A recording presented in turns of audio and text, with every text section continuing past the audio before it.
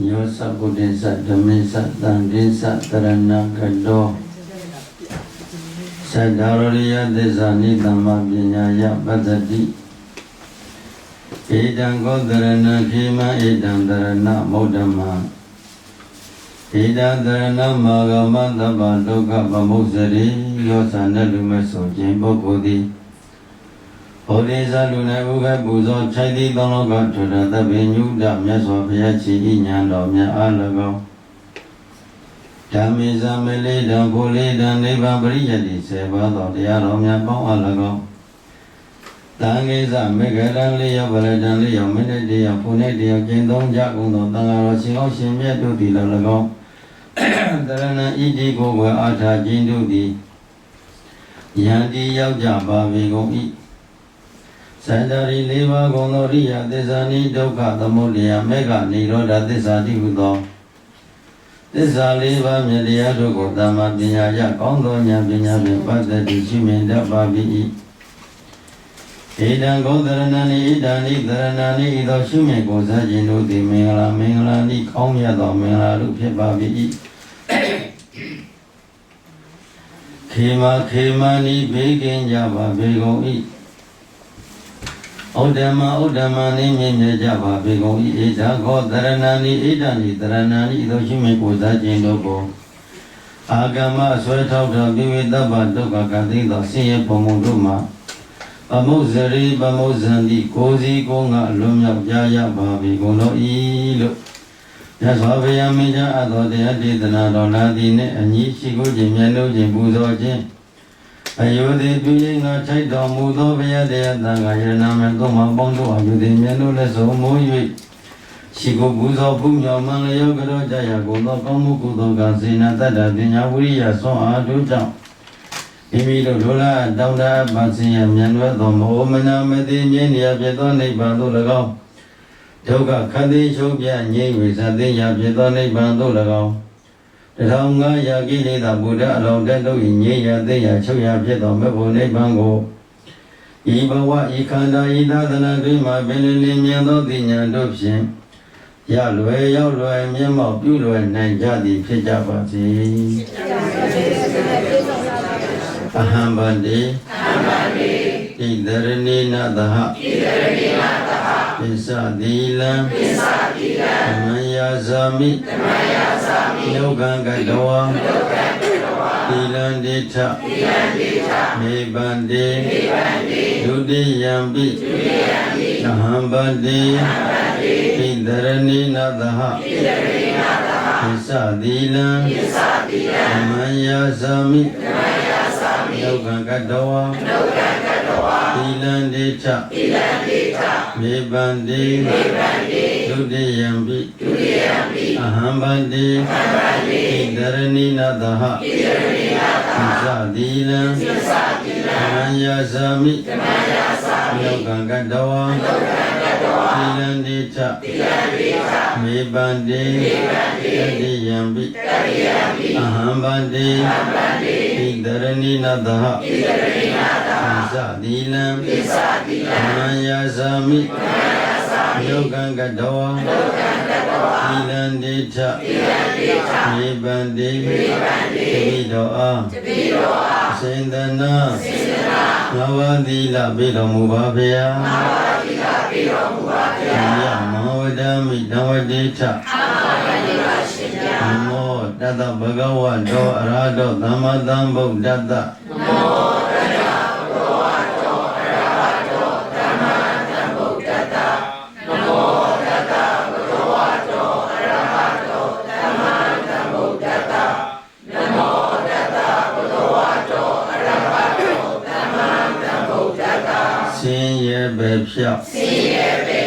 Shanda Yao Soma Veda Payamya Shiko Gadava Ipaya Godandaranang Gesami Dhamandaranang Gesami Dangandaranang Gesami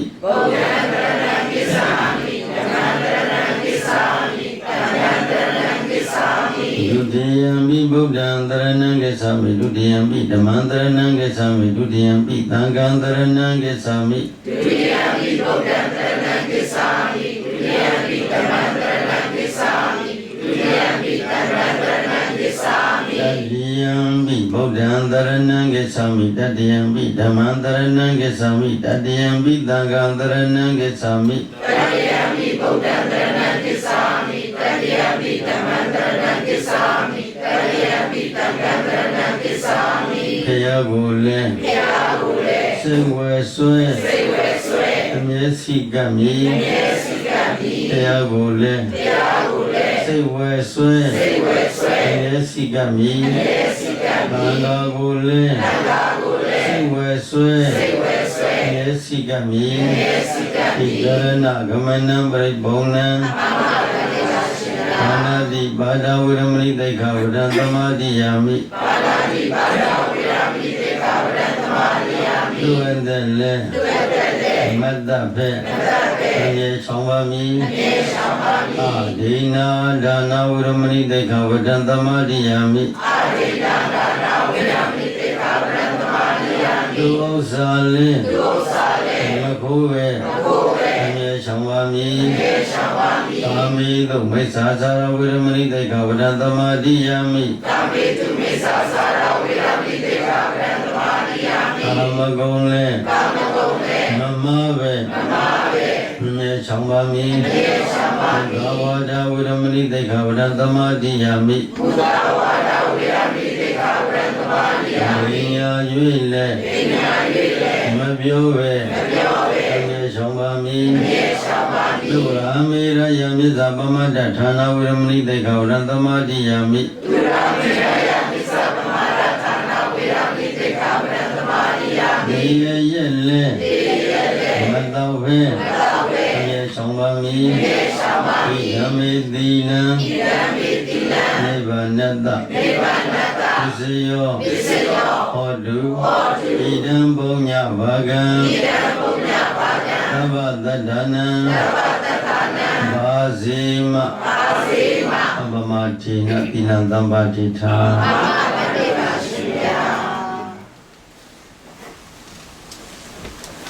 ယနေ့အာသနာတော်သက္ကရာ2569ခုလူလူဝဟာရဘောဇာသက္ကရာ1389ခုကဆုံလာဇန်တရနေ့ဒီနေ့29ရက်4လ2025ခုနှစ်အမေရိကန်ပြည်ထောင်စုကယ်လီဖိုးနီးယားပြည်နယ်အလီမြို့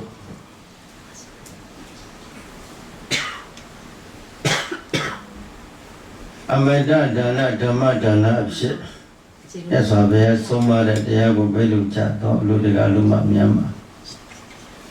တပည့်တော်မိဘများတဲ့ကိုဥထိပ်ပံရည်စုပြီးတဲ့ကလာယဟန်တကဥဝေနရိယမတော်တော်ရိမိသားမောင်အောင်ပိုင်မောင်နိုင်ဝင်းမိသားစုတို့မှာ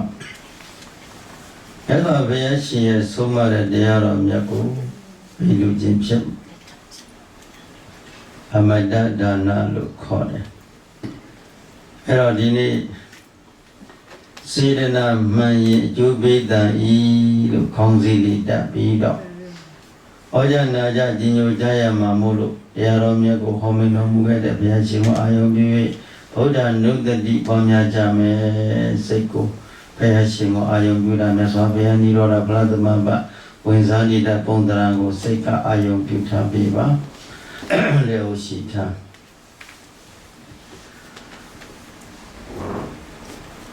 တံဗုဒ္ဓဇန္တိမာလောကိတ္တမဇုံတတိတလောဓမ္မုဒေတိဓမ္မောဝေတောသံဃောလောကနာတိဝိတောအရမဇုံတတိတလော8400မြောင်မြောင်စာဘောသူတော်တရားတူသောရောင်ကြီးဖြင့်အေးကြီးချမ်းမြေ့စွာထသောသံဃောလောကနာတိဝိတောသံဃာတော်ပေါင်းလေးဟုသောจิตတရာဇုံဝမ်းယုံချမ်းရအပ်သည်လေးမှုပါပိထသောသမ္ဗုဒ္ဓဇန်ဒီမှာဘုရားတည်ဟူသောတိတကုစัจ जा စကဝနာရယတန်လည်းကျွယုံစံခွေကြည်သည်ဓမ္မုဘေတော်အမောင်တကာတို့၏အကျော်လင်းတကာတို့၏အမောင်ဆုယုံမိုင်မဲ့အဝိဇ္ဇာတည်ဟူသောအမောင်ကဲကြီးကို နုတတံပနုတတုတရားဒေသနာဉာဏ်ရောက်ဝါဖြင့်ကောင်းစွာထွန်းတော်အလင်းရအောင်ပဲထုတ်တော်မူခဲ့ပါလိမ့်မည်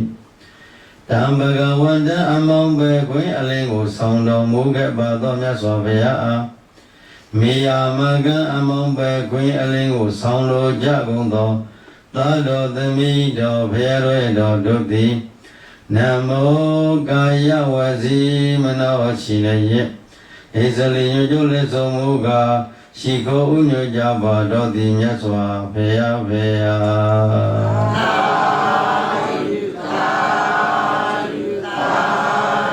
ဣတိနသစ္စာဝိစေနာဤသောနှုတ်တံဖော်ထုတ်ပြန်၍ဟုတ်မှန်သောဝစီသစ္စာပနာမစကားကိုယောဘတရစေပူဇော်ရသောကုသိုလ်စေရနာသရာဆုံးအားတို့ကြောင့်သာမိမိလူရဲ့ရဲ့နဲ့ပြပြမမကျွင်းခဝေဥသောလုံးစုံလည်းပြကုန်သောပါဠိတော်ယနေ့ယေကုအမတဒါနဓမ္မဒါနဓမ္မပူဇာကုသိုလ်ရှင်မိသားစုများနဲ့အာရုံသောတရားဓမ္မများရက်ွယ်သူရက်ွယ်သားများမြို့နယ်သူမြို့နယ်သားများပြည်နယ်သူပြည်နယ်သားများတိုက်သူတိုက်သားများနိုင်ငံသူနိုင်ငံသားများကဘာသူကဘာသားတို့သည်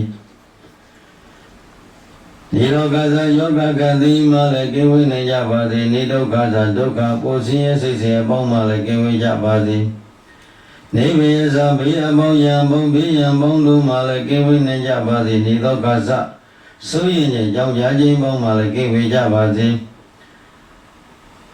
တမ္မာအန္တရာယောလုံးစုံသောဘေးပအန္တရာယံတွေမှလည်းမြတ်တို့သည်ဝိနာတန်တို့ပိဉ္ကြဖြစ်၍ရေမတင်တကယ်သောကိစ္စနှင့်ကြောင့်နိုင်ကြပါစေဒုက္ခမင်္ဂလာဤကောင်းကျိုးချမ်းသာမင်္ဂလာပေါင်းတို့သည်ဘဝတုယနေ့ကဇန်နိဗ္ဗာန်ရောက်သည့်ကာလတိုင်အောင်စိတ်ရွှင်လန်း၍ကျမ်းကျမ်းမာမာချမ်းချမ်းသာသာရှိနိုင်ကြပါစေကုန်သတည်း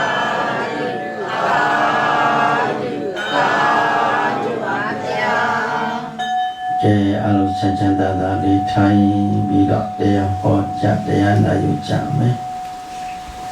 ချမ်းသာတလို့ထိုင်နိုင်ပါလေတမန်ခွေကြရင်တမန်ခွေထိုင်ပေါ့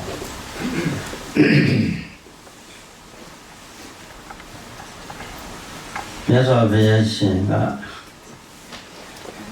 စေတနာဘိက္ခဝေကမ္မဝတ္တမိ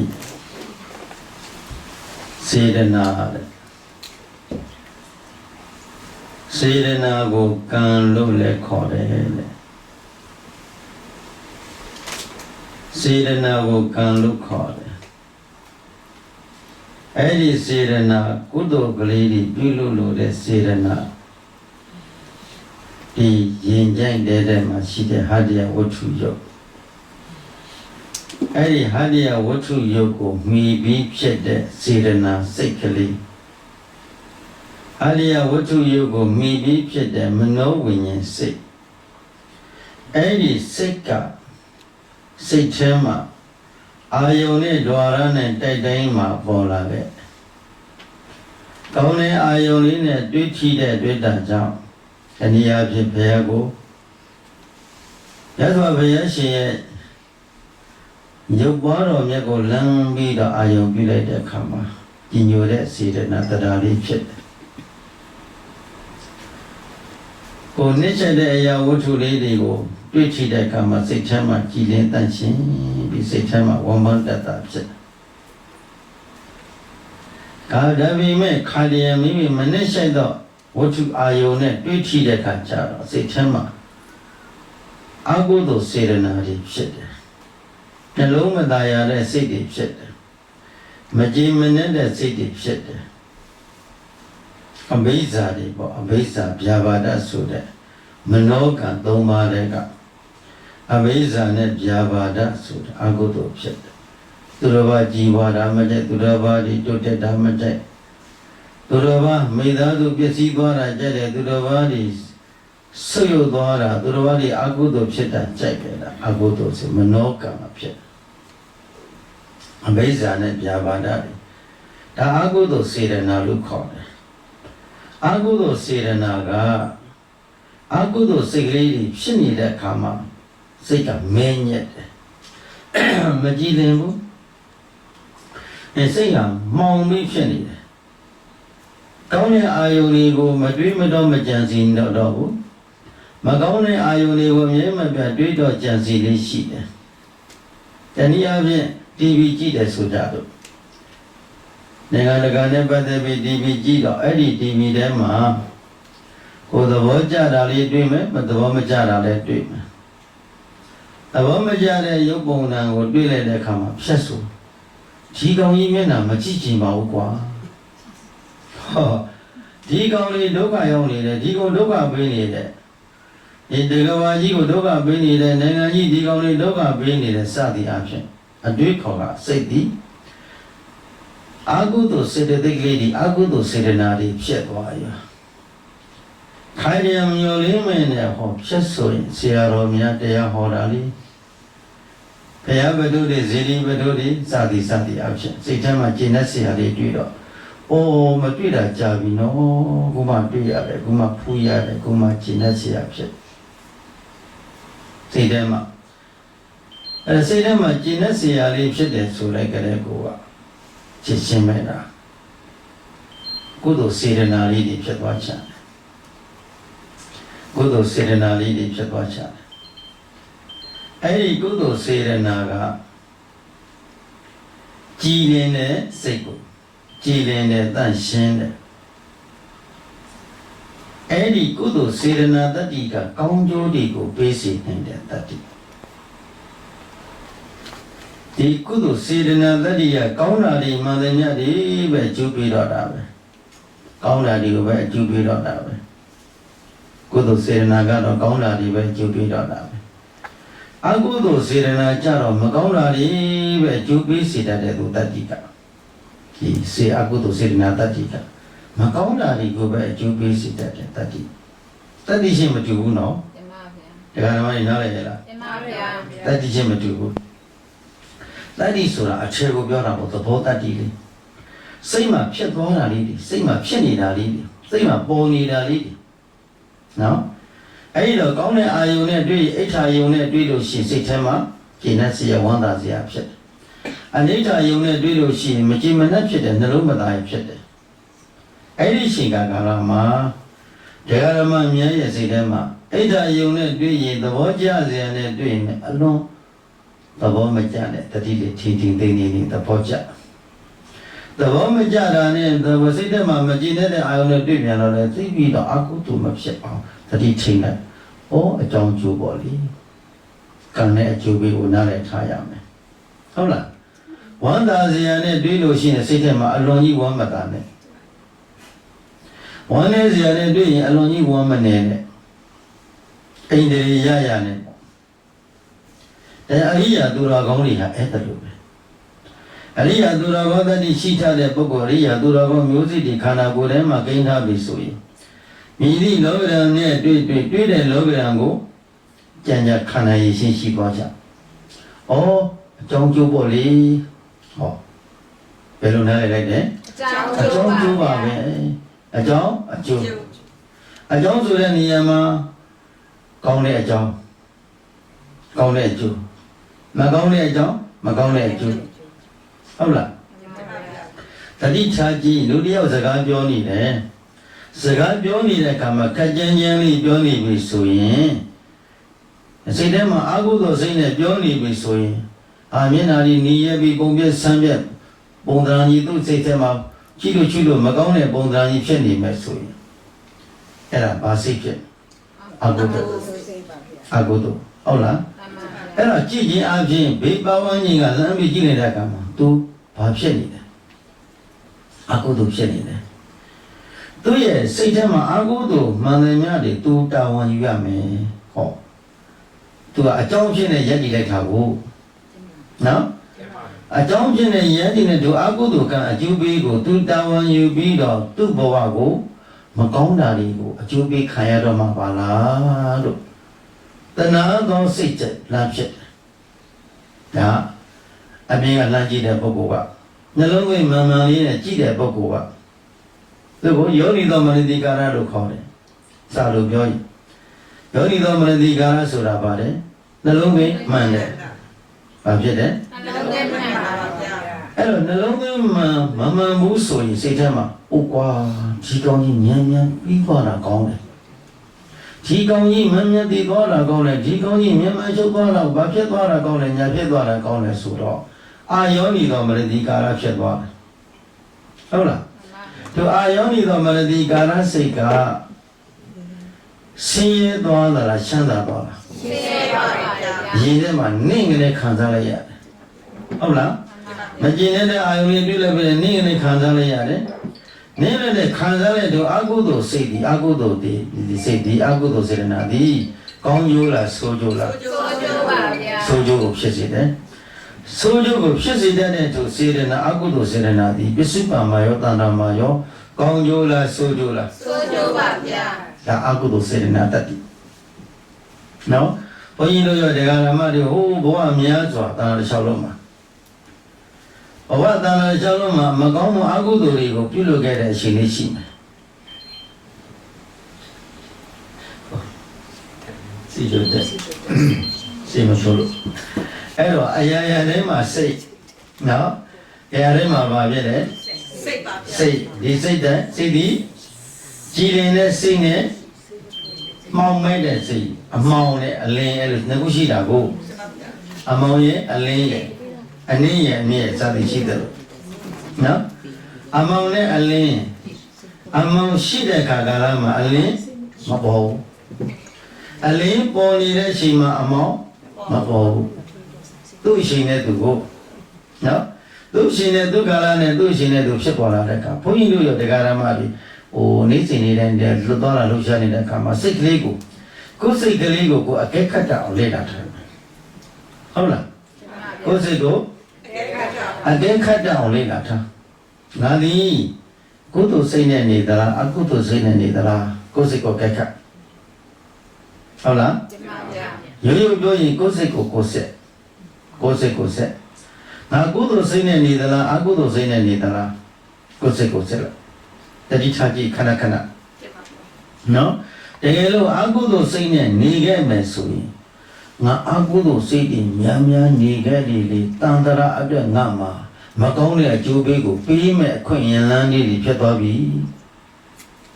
နားလည်ရလားနားလည်ပါဗျာတဘာပေါက်တယ်နော်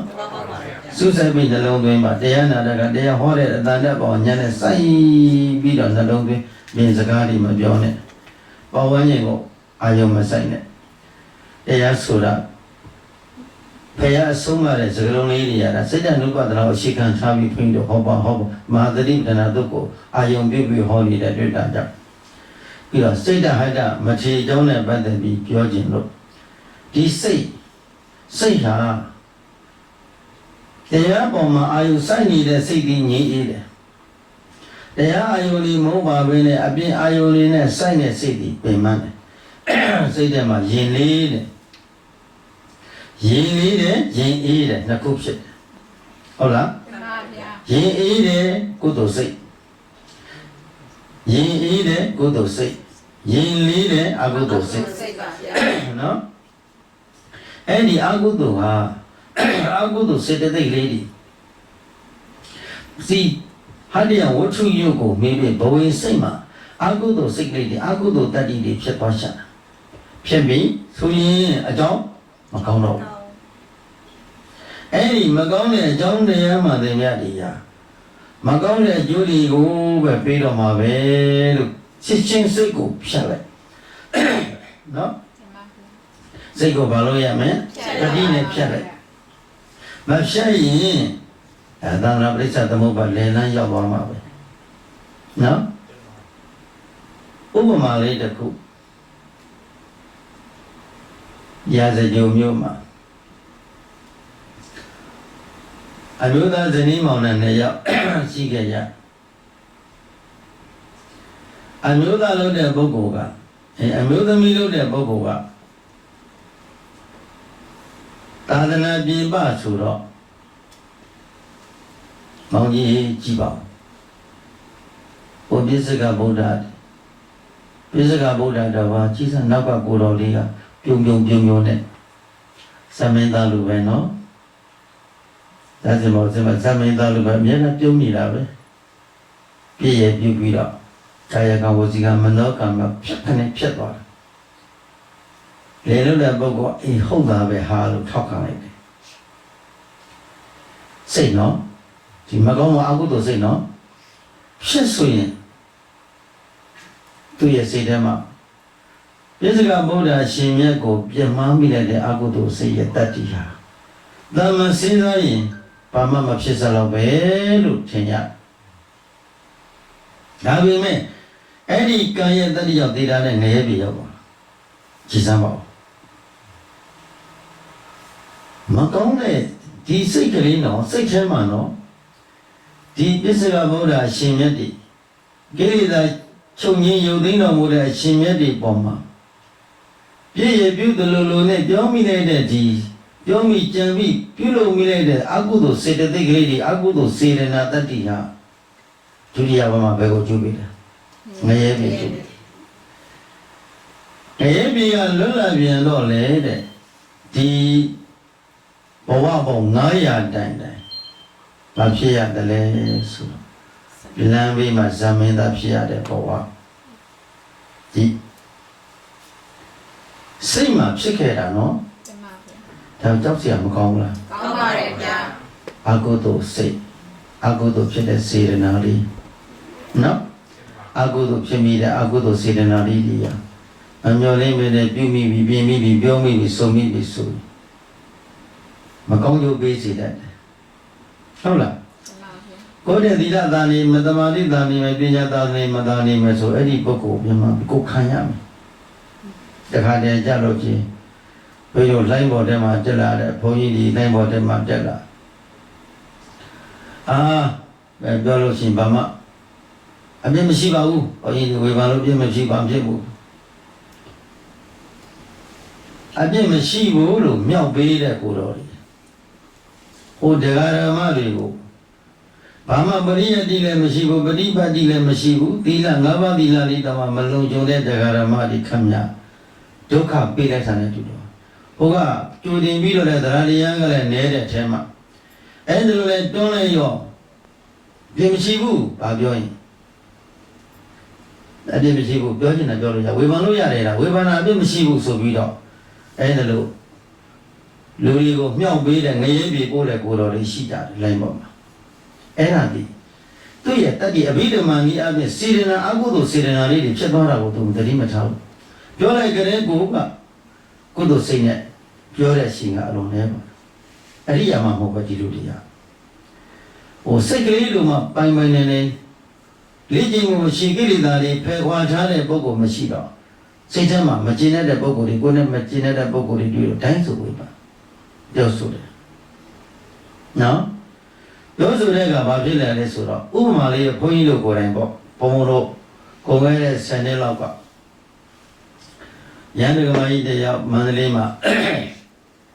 ကိုယ်လဲထလာအလိုလေးကပ်ပြီးတော့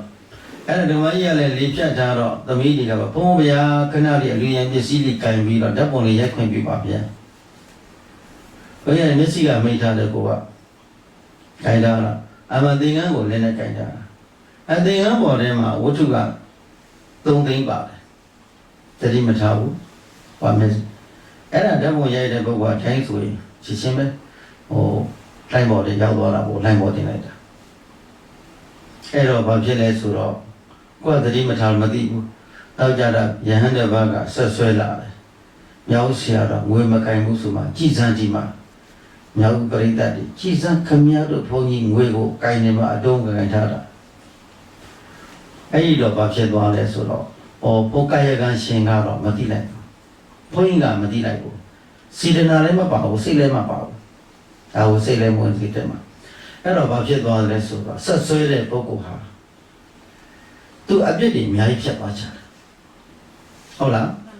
ဘယ်လိုမြတ်စွာဘုရားရှင်ရဲ့သာနာမှာဝတ္ထုကို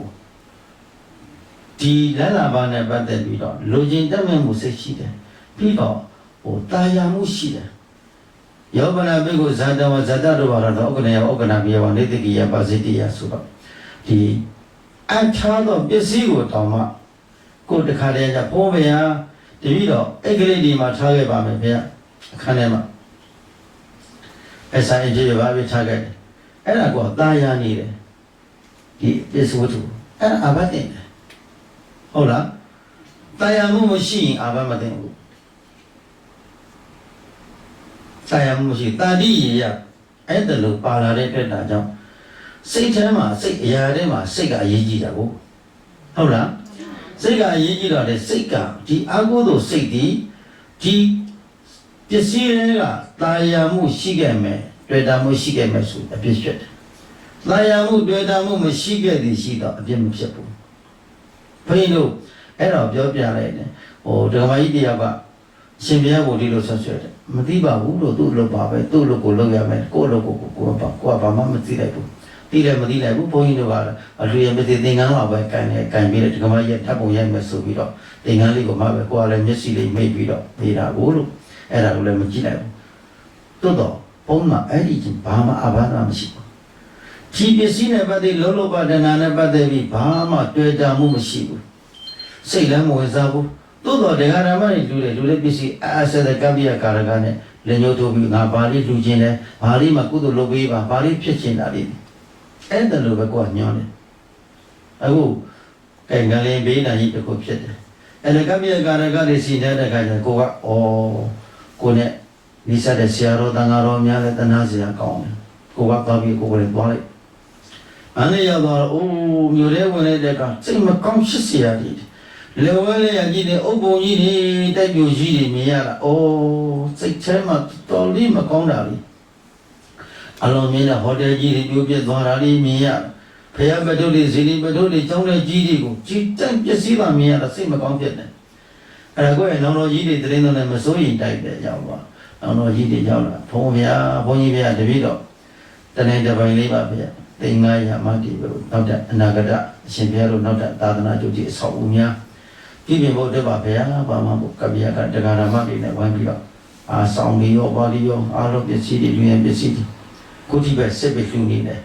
ကိုတန်တမ်းပြီးတက္ကရာမတွေကိုလူလိုက်ကိုပြန်ပြီးတော့တက္ကရာမတွေရဲ့ကိုသာကိုသူတွေပွားပေးလိုက်မသိမော9000ကျော်လောက်ရှိပြီအဲ့တော့အခုလည်းဒီမှာလူနေကြတဲ့ပုံကိုယ်လေးရှိတယ်အဲ့ဒါလေးကိုပြောနေစတဲ့ရေးပုတ်ပေးအောင်ပုတ်ပေးဟိုမှာမနေ့ကပဲတနေရာမှာသွားပြီးတော့အိမ်ကြီးကြောင်ကြီးတွေပြိုကျသွားတာကိုသွားပြီးတော့မန္တလေးပြည်တော်တပည့်ကြီးကသွားပြီးတော့စီစဉ်တဲ့သူကိုယ်တိုင်တရားဓမ္မတွေနဲ့ရတဲ့ဝတ္ထုအကုန်လုံးသွားပြီးစီမံခန့်ခွဲတယ်။ဘာကြောင့်လဲ။ကိုတို့သွားပြီးတော့တနေရာတောင်းတနေရာလေးပံ့ပိုးလိုက်တဲ့အတွက်ဒါကြောင့်သူတို့တက်တာရတာစိတ်တက်တာရတာ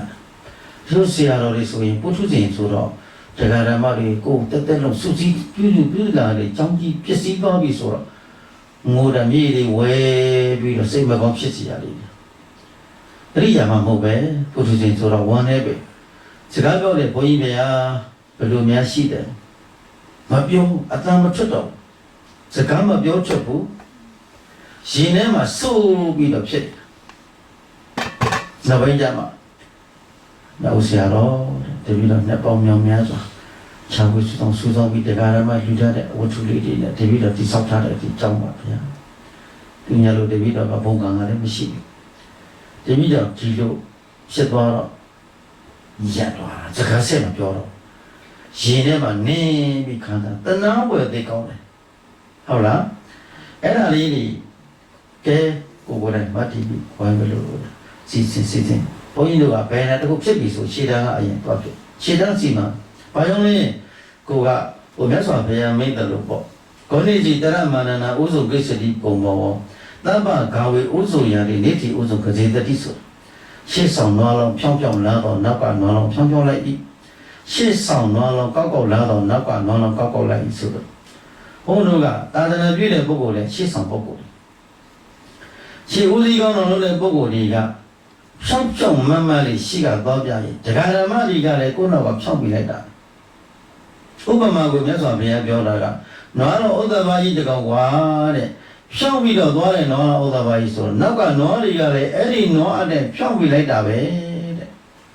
ရှေ့ကနွားဥဒ္ဒဘာကြီးကကိုယ်ကောက်သွားရင်နောက်ကနွားတွေကလည်းကိုယ်ကောက်လိုက်တာပဲတဲ့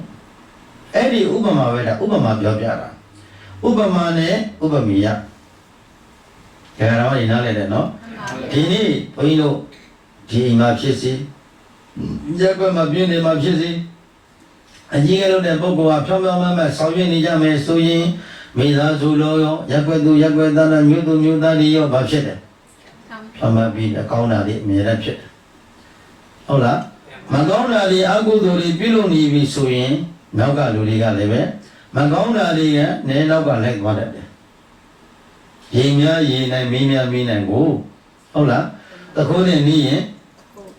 ခုတ်ဖို့တက်လာတယ်တမြတ်နဲ့နီးရင်တမြတ်တိုက်ဖို့တက်လာတယ်သူတော်ကောင်းနဲ့နီးရင်အခုတရားဓမ္မတွေတရားဟောတရားပြတတ်တဲ့ပုဂ္ဂိုလ်နဲ့တွေ့ရင်ဘာဖြစ်တယ်သူတော်ကောင်းဖြစ်ပါရဲ့ဗျာတရားနာဖို့တတ်တယ်တရားနာဖို့တရားနှလုံးသွင်းဖို့တတ်တယ်တရားထိုင်ဖို့တတ်တယ်တရားအားထုတ်ဖို့တတ်တယ်အဲဒါနီးရတူရဟုတ်လားဘုန်းကြီးတို့ပြောဥပါတယ်မြတ်စွာဘုရားဇေတဝန်ကျောင်းသတိသုံးတော်မူတဲ့အခါမှာယဟန်တော်ဒီတစ်ဖွဲ့ပြီးတစ်ဖွဲ့အစုလိုက်ဇိဉ္ဇံကမ္မထမ်းနဲ့နေကြတိုင်းပြီးတော့ဇိဉ္ဇံကမ္မထမ်းနဲ့အာထုတ်ပြီးနေကြတော့ယဟန်တော်ဒီကိုအဲကအနာမရှိယဟန်တော်ဒီကိုစေတယဟန်တို့တဲ့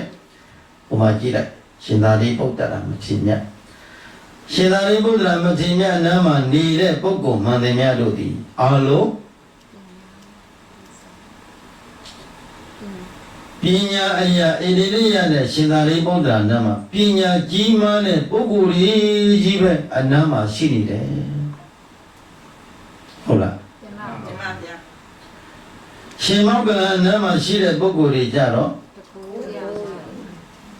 ဧကသဝကကြီးရှင်မောကလကိုယ်တိုင်ကတကုပါဝါကြီးမားတာကိုအဲ့တော့ရှင်မောကလနားမှာရှိတဲ့ပုဂ္ဂိုလ်တွေကဘယ်လိုပုဂ္ဂိုလ်တွေရှိကိုကြီးပါတကုကြီးတဲ့သံဃာတော်တွေကြီးပဲတဲ့နော်အရှင်မဂ္ဂသဝနာမနေတဲ့ပုဂ္ဂိုလ်တွေကြတော့ဒုတင်အရာဣတိရိယတဲ့ရှင်မြတ်ကြီးနာမှာဒုတင်ဆောင်တဲ့ပုဂ္ဂိုလ်တွေကြီးပဲတဲ့အရှင်အာနန္ဒနာမှာရှိတဲ့သံဃာတော်တွေကြပြန်တော့ဘုဒ္ဓများတဲ့သံဃာတော်တွေကြီးပဲတဲ့ဟုတ်လားအရှင်တို့ဒါတို့အရှင်မဂ္ဂစီတို့စတဲ့သူတို့ရဲ့အနာမရှိတဲ့တကုအရာတွေတကုပါဝါကြီးမှတဲ့ပုဂ္ဂိုလ်တွေကြီးပဲတဲ့ဒေဝဒတ်ကိုကြည့်တယ်ဒေဝဒတ်ဒီကောက်ကျက်စင်းလဲတဲ့ပုဂ္ဂိုလ်မို့လို့သူ့နာမနေတဲ့ပုဂ္ဂိုလ်မှန်တယ်များတို့ဒီကောက်ကျက်စင်းလဲတဲ့ပုဂ္ဂိုလ်တွေကြီးပဲယဟန်တို့တူရာတို့သွားတတ်တယ်ဟုတ်လားတင်ပါဗျာမိမိတို့ဇရိုက်အားလျော်စွာပေါင်းသိမ့်တတ်ကြတယ်လောကမှာအဲ့ဒီတော့ကုသိုလ်ရှိတဲ့ပုဂ္ဂိုလ်တို့သည်ကုသိုလ်ရှိတဲ့ပုဂ္ဂိုလ်နဲ့ပေါင်းပြီးတော့ကုသိုလ်လုပ်ပြီးလို့ပြီးတော့ဒုက္ခတိဘဝမှာနိဗ္ဗာန်စီကိုထိရောက်သွားပြီတကယ်တော့အာဟုသိုလ်ရှိတဲ့ပုဂ္ဂိုလ်သည်အာဟုသိုလ်ရှိတဲ့ပုဂ္ဂိုလ်တွေပေါင်းပြီးတော့အပယ်လေးကို32ပုံကျင့်လေကြတယ်ယဟန်တို့အာလန္တတသတ္တကတဒုက္ခတအာသီလတသီလကတကုဒုက္ခဒုက္ခတအပညာတပညာကတဒုက္ခတသရလျက်ကင်းမဲ့တဲ့ပုဂ္ဂိုလ်တို့ဒီသရလျက်ကင်းမဲ့တဲ့ပုဂ္ဂိုလ်တွေပေါင်းပြီးတော့သရကင်းမဲ့ကမကောင်းမအကုသိုလ်ကိုပြုလုပ်နေကြတယ်သီလတရားကိုမဆောင်သိလို့တဲ့ပုဂ္ဂိုလ်တို့ဒီသီလတရားကင်းမဲ့ပြီးတော့သီလတရားနဲ့ဝိဝေကနေကြတယ်ပညာမဲ့တဲ့ပုဂ္ဂိုလ်တို့ဒီပညာမဲ့တဲ့ပုဂ္ဂိုလ်တွေပေါင်းပြီးတော့ပညာမဲ့တဲ့ဘဝနဲ့အရှင်ကြီးကုံဆုံးပြီးတော့နေတတ်ကြတယ်တရားပညာရှိတဲ့ပုဂ္ဂိုလ်တို့ဒီတရားပညာရှိတဲ့ပုဂ္ဂိုလ်တွေဖော်ပြပြီးတော့ကောင်းတာတွေပဲအလုပ်လုပ်ဖို့ဖြစ်သွားကြ။ဘာဖြစ်လို့တော့သုဒ္ဓတရားနဲ့ပြည့်စုံတယ်ဘုသုဒ္ဓနဲ့ပြည့်စုံတဲ့ပုဂ္ဂိုလ်ဖြစ်နေတယ်။ဟုတ်လား။ဒီနေ့ဘုန်းကြီးတို့တရားဓမ္မတွေတရားနာတဲ့ဆိုတာဘုသုဒ္ဓအများကြီးဖြစ်အောင်တရားနာရတဲ့အကျိုး၅ပါးကိုဘုရားဟောတာလေ။အသုဒ္ဓသာဒီမကြားဘူးတဲ့တရားတွေကိုကြားရတယ်ကြားဘူးတဲ့တရားထပ်ကြားရတယ်ကြားလို့တဲ့တရားကိုနှက်ထပ်တတ်ပြီးနှလုံးသွင်းဆင်ရလို့ယုံမတန်တရားတွေကင်းတဲ့အယူတွေဖြောက်မှတ်တဲ့စိတ်တွေကြည်လင်းတဲ့သုဒ္ဓတရားတွေအများကြီးဖြစ်ခွင့်ရလာတယ်တဲ့မပေါ်သေးတဲ့တရားတရားတွေပေါ်လာတယ်မပေါ်သေးတဲ့သီလတရားတွေစောင့်ထိန်မှုဖြစ်လာတယ်ပြီးတော့မရသေးတဲ့မပြည့်ရ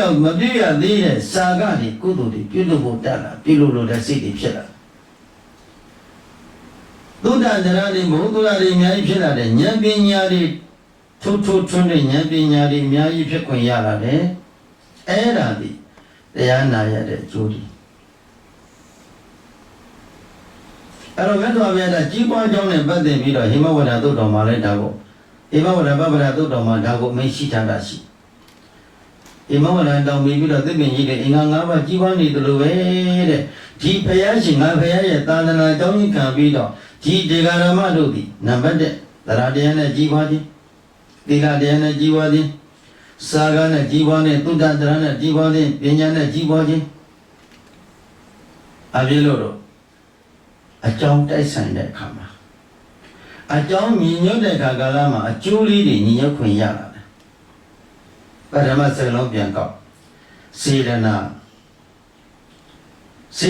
လောကီစေရနာလောကုတ္တရာစေရနာနှစ်ခုရှိတယ်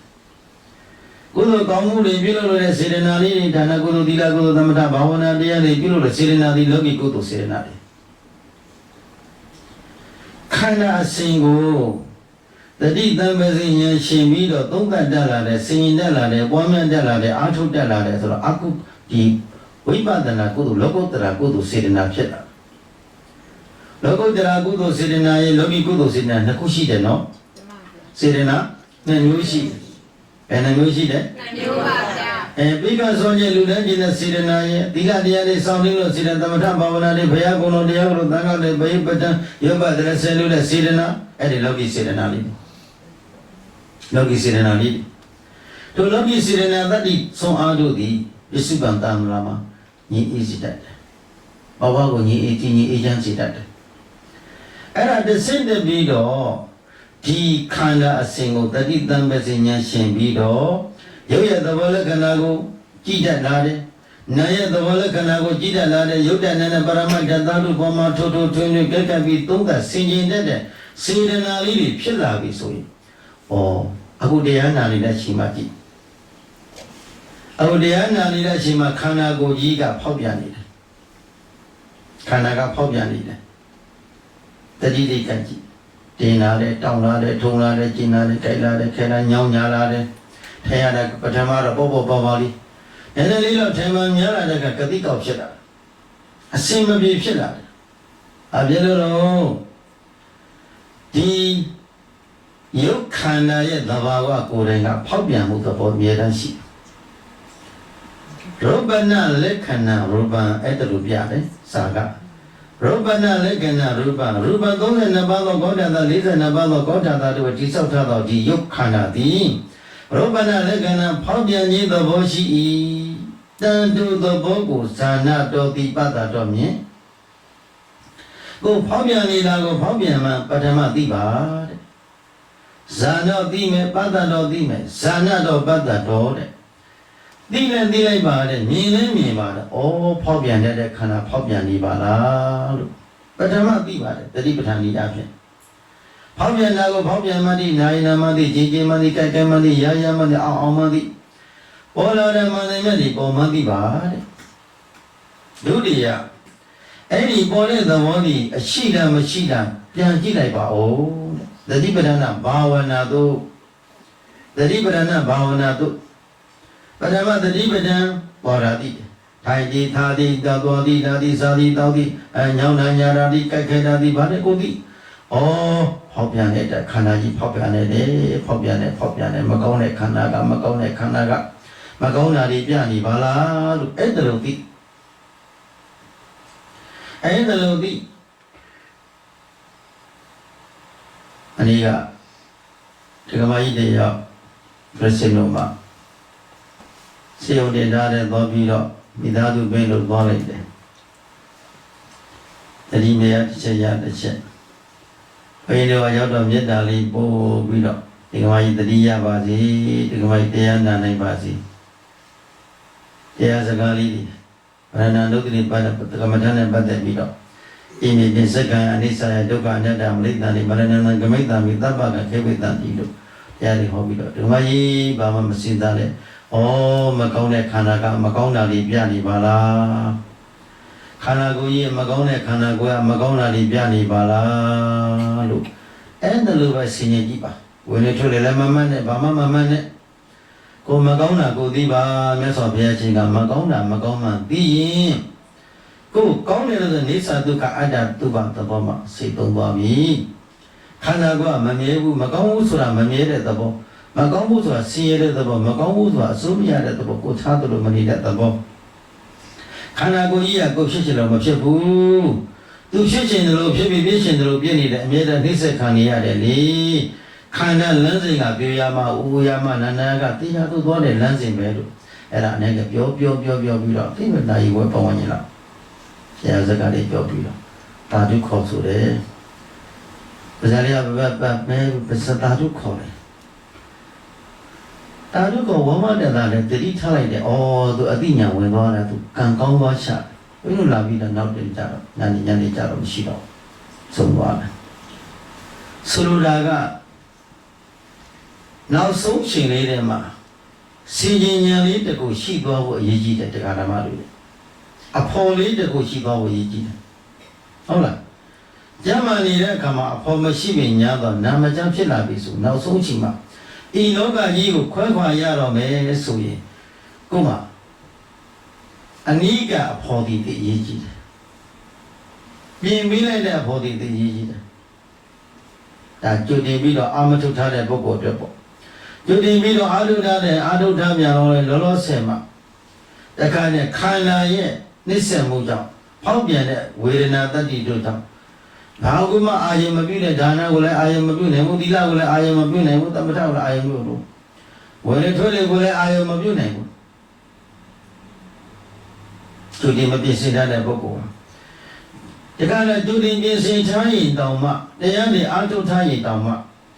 ဝိပဿနာဉာဏ်မကင်းသေးဘူးအရိယာတက်မပေါ်လွင်သေးဘူးဆိုရင်အဲ့ဒီချိန်မှာရှင်းမဲ့နှလုံးမသားရစိတ်တွေဖြစ်ပြီးတော့ပုံတိုင်းကျဲနေတတ်တယ်။ပုံတိုင်းကျဲပြီးတော့ကို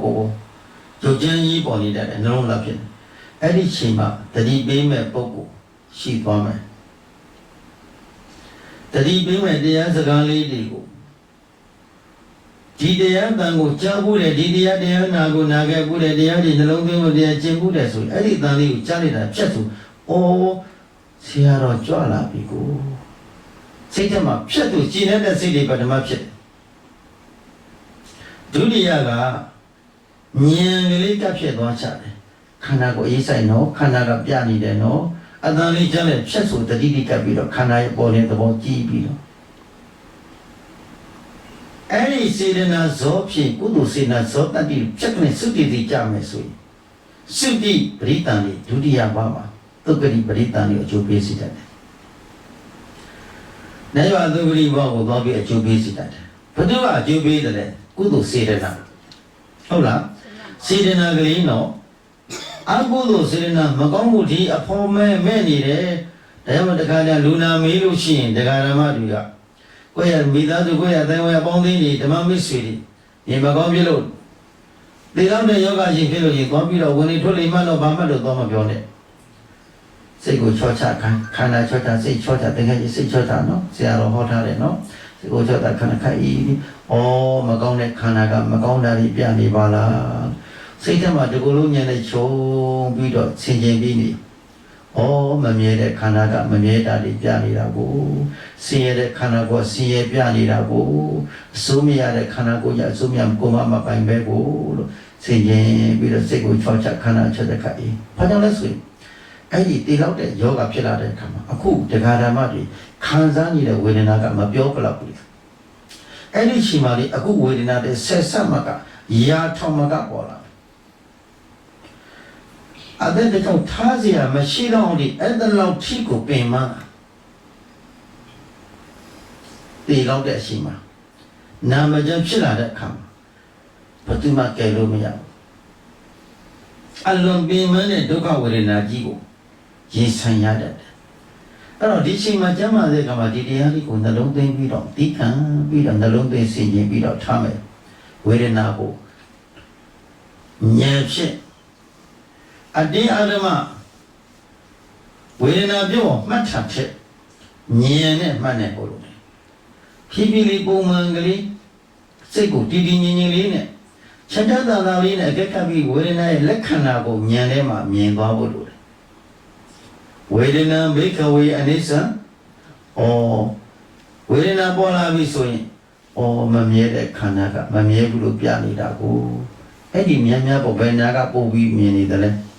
ဘယ်နာကပို့ပြီးတော့ပြနေတယ်လဲပြတဲ့နေရာလေးကိုစိတ်ကညှို့ခိုင်းပြီးကြည့်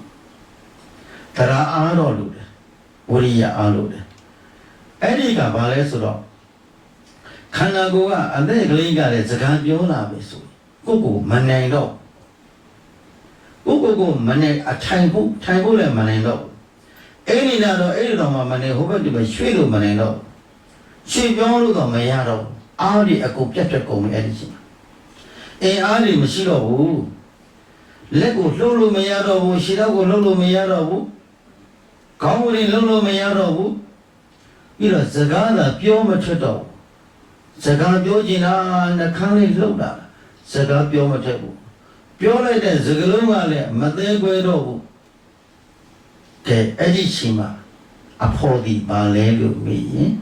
တရားမိမိကြိုတင်ပြင်ဆင်ထားတဲ့ကုသိုလ်စေတနာလေးတွေလောဘတွေညင်းတဲ့ကုသိုလ်တွေဒေါသတွေညင်းတဲ့ကုသိုလ်တွေမောဟတွေညင်းတဲ့ကုသိုလ်တွေဒီဝိပဿနာဘာဝနာကုသိုလ်လေးတွေဒါနတိရဆံလောဝိပဿနာကုသိုလ်ကောင်းမှုတွေကိုအာရုံပြုထားမယ်။ဩဒုက္ခသစ္စာကဒုက္ခသစ္စာပြနေပြီကိုဆင်ခြင်ပြီးတော့ခန္ဓာတစ်ခုလုံးညနဲ့ချိုးပြီးဆင်ခြင်ပြီးကြက်ခတ်။အနေကကြီးတဲ့အဒီရှိမှလောဘဒေါသမောဟတွေမပေါ်တော့ခန္ဓာနာမည်ကိုခန္ဓာမကောင်းတဲ့ခန္ဓာမကောင်းတဲ့ခန္ဓာမကောင်းတဲ့ခန္ဓာဆင်ခြင်ပြီးတော့ချိန်ကြတဲ့တစ်ခါနဲ့အဲ့ဒီချိန်မှာဟရိယထောက်ပြီးရင်ထဲကဒေဒီပေါ့နှလုံးကုန်သားလေးကြာတဲ့နဲ့ဒီလိုတော့ဖြစ်နေပဲသူသဘောသူဖြစ်နေတာလေးသူတော့ပြက်နေတာလေးကိုလမ်းပြီးတော့ကြည့်တာကိုကဖြစ်လေးလုံးနေရတာမဟုတ်ဘူးသူကသူဖြစ်ပြတယ်သူကသူပြက်တယ်သူကသူဖောက်ပြန်ပြောင်းလဲမှုလက္ခဏာတက်ကိုညာလေးနဲ့စိတ်ကိုချောချခန္ဓာချောချခအေး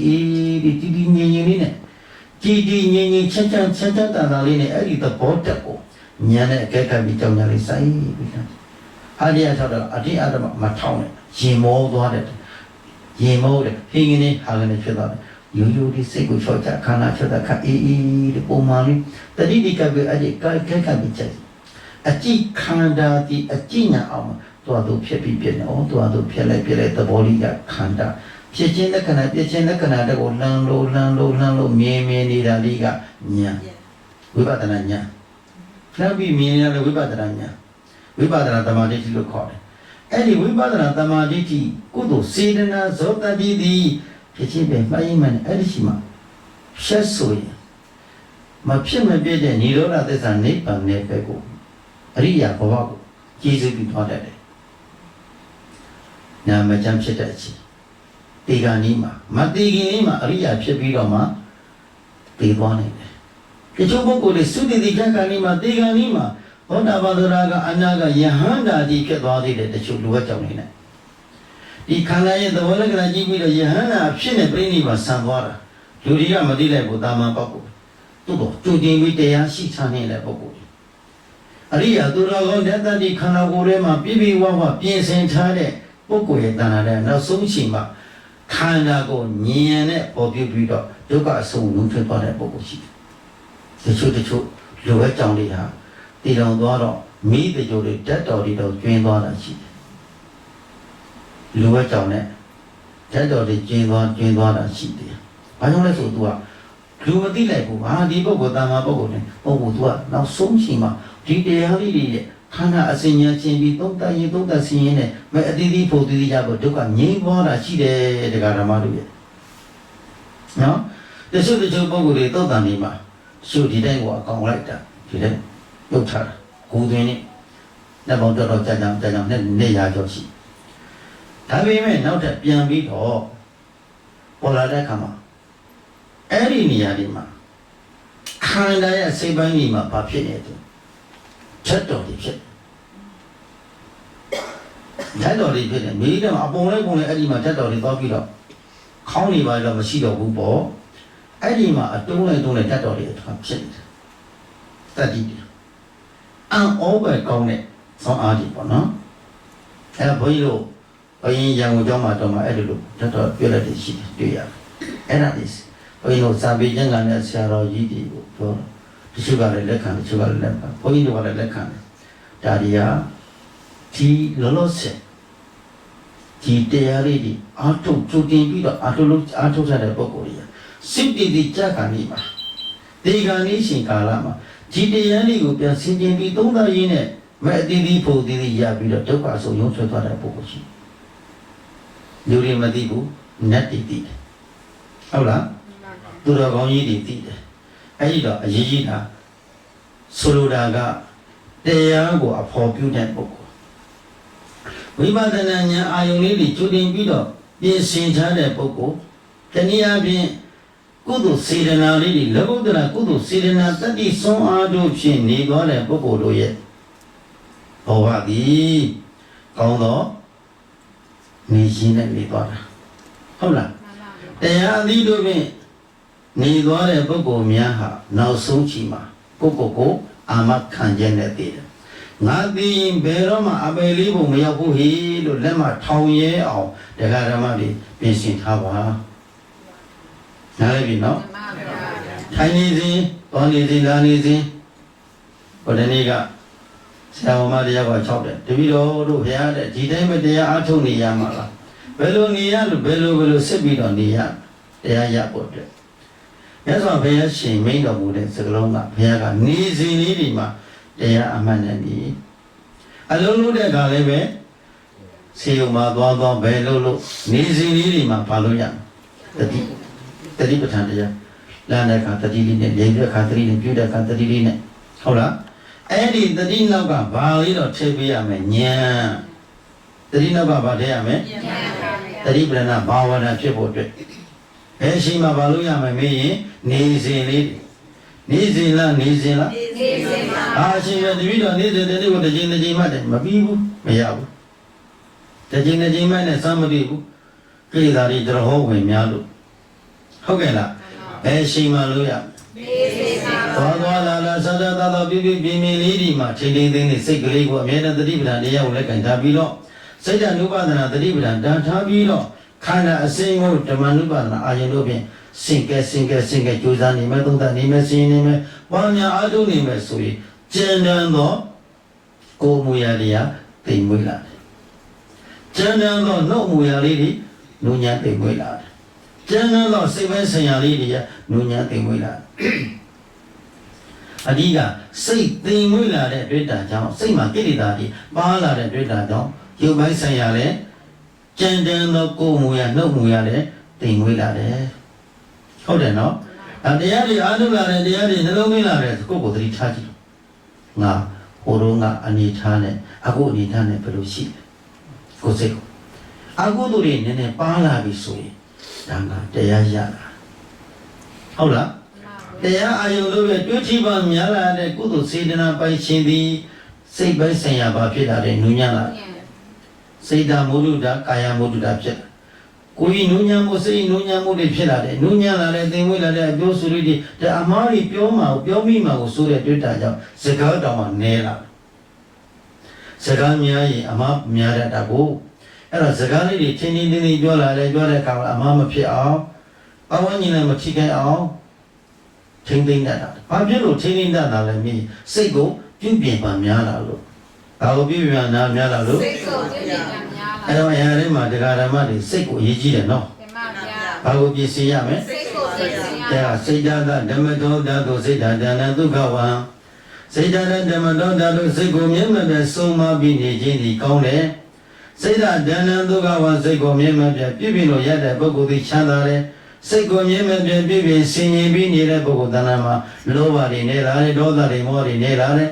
ဉာဏ်နဲ့ကိုယ်မူရနှုတ်မူရလေးစိတ်မူရလေးဒီဒုညသိမ်မွေးပြီးတော့ဒီကုသိုလ်စေတနာတရားဆွမ်းအားတို့သည်ဒီခန္ဓာရဲ့သဘောနဲ့ခန္ဓာကိုမှတ်ရင်းနဲ့ပင်တရှင်းရှင်းမှအရိယာဘဝကိုဖြစ်ပြီးတော့မညာပုညမဲ့တိတိဖို့တိတိရပြီးတော့အပေတွေကပိတ်ကတုဂတိဘဝမှာနိဗ္ဗာန်စီတော့ဘယ်နဲ့ပြန်ပြောပါဦးတုဂတိဘဝမှာနိဗ္ဗာန်စီတော့တုဂတိဘဝမှာမညာပုညစီကိုတက်လန်းနိုင်ဖို့အတွက်ဘုန်းကြီးတို့တရားဓမ္မတွေစေတနာကောင်းအောင်ကြိုးစား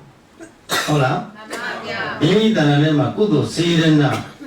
တရားဓာတ်တွေဒီအမြဲတမ်းလွန်မှုနဲ့အောင်ကြိုးစားအားထုတ်နိုင်ကြပါစေလို့မေတ္တာပို့ရင်ကဲလေဩရှိဩသာယောမဇနာသတ္တမပฏิပတ်တိသဣဒာကလံဒုက္ခယံတုပါဠိတုဇိနသာသနံပရိယတိပฏิပတ်တိဆိုသောပရိယတိပฏิပတ်တိဆိုသောပရိယနဲ့ပฏิပတ်တရားတော်မြတ်သည် သာသနာဗုဒ္ဓမြတ်စွာသာသနာတော်မြတ်ကြီးနဲ့ပရိယတ္တိဓမ္မောနာမှာပရိယတ္တိတရားသည်ဝါပရိယပရိပတ်တရားမှန်သမျှတို့တွေတတ္တမှာကြိုးစားအားထုတ်တဲ့ပုဂ္ဂိုလ်များသူတော်ကောင်းတက်ရှိတဲ့ပုဂ္ဂိုလ်များအတွက်အဲကဗလန်ဤမြင်းမြတ်သောကုသိုလ်ကောင်းမှုကိုကျေးဇူးပြုစေတတ်ပါ၏ဩသာကြိုးစားအားထုတ်လည်းရှိရပါပြီယေမသနာအကျင့်အားသောတရားဓမ္မဘောသူတော်ကောင်းတို့သည်ဒုက္ခယံတုကျမ်းမာခြင်းချမ်းသာခြင်းရှိကြကုန်သည်ဝန္တုဖြစ်ကြပါစေဦးသတည်းဣရာကာလရှိမြင့်စွာသောကာလပတ်လုံးဇိနသာသနာမြတ်စွာဘုရားရှင်45ဝါကာလပတ်လုံးထူထောင်တော်မူခဲ့တဲ့ပရိယတ္တိသာသနာပရိပတ္တိသာသနာပရိဝေဒသာသနာတော်မြတ်ကြီးကိုပါဠိတို့စောင့်ရှောက်နိုင်ကြပါစေဦးသတည်းပါဠိတို့ကိုယ်နဲ့အသင်းမငဲ့ကွယ်ပဲသာသနာတော်အကျိုးကိုမြတ်၏ကို၍ကောင်းစွာမသွေစောင့်ရှောက်နိုင်ကြပါစေကုန်သတည်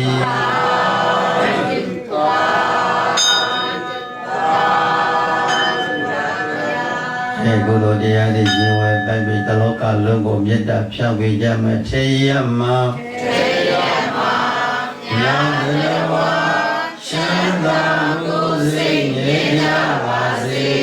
အန္တရာယ်ကင်းမေရရှိလည်းငြိမ်းချမ်းသာကြပါစေအာရမညာဘဝချမ်းသာကိုယ်စိတ်ငြိမ်းကြပါစေအန္တရာယ်ကင်းမေရရှိလည်းငြိမ်းချမ်းသာကြပါစေဉာဏ်စကြာဝါဉာဏ်ဝါ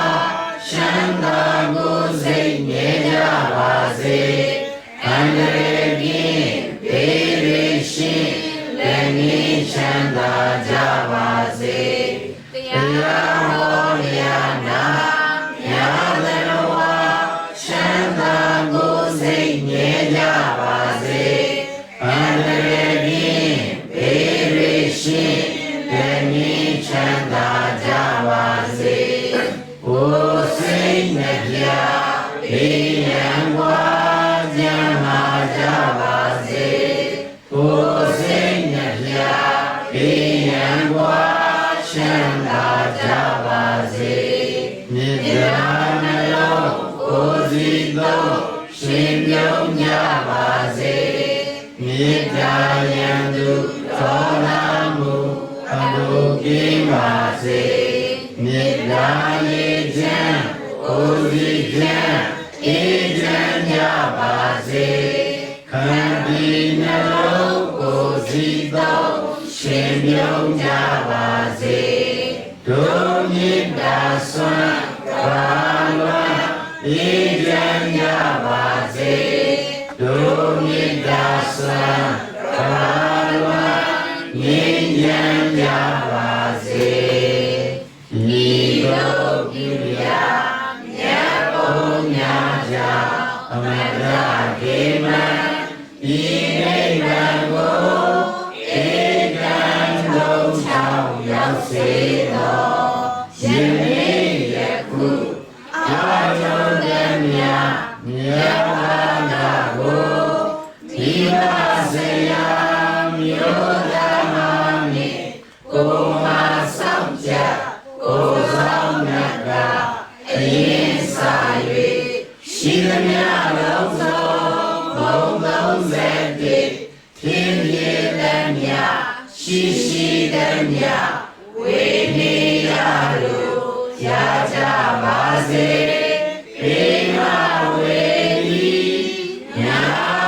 ရေသာတုဟောစေတော်ကုသိုလ်မြတ်ရှိတော်မူကြပါဘုရားဒီ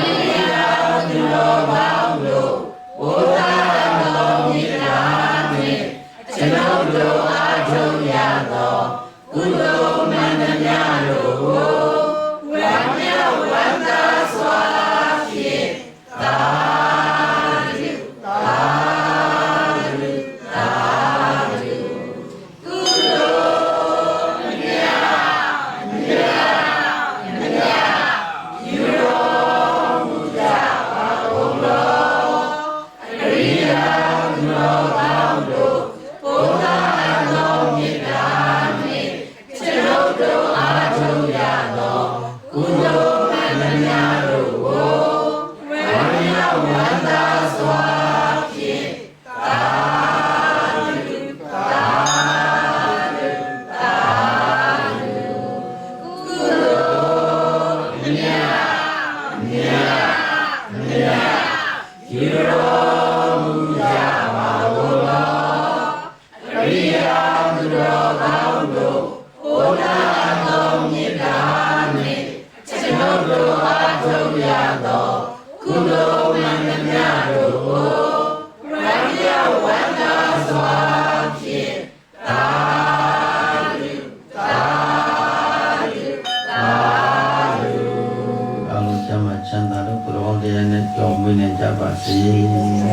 ဗန်ကျိုးစားရပြည့်စုံရပါလို့ရှင်ဗျာ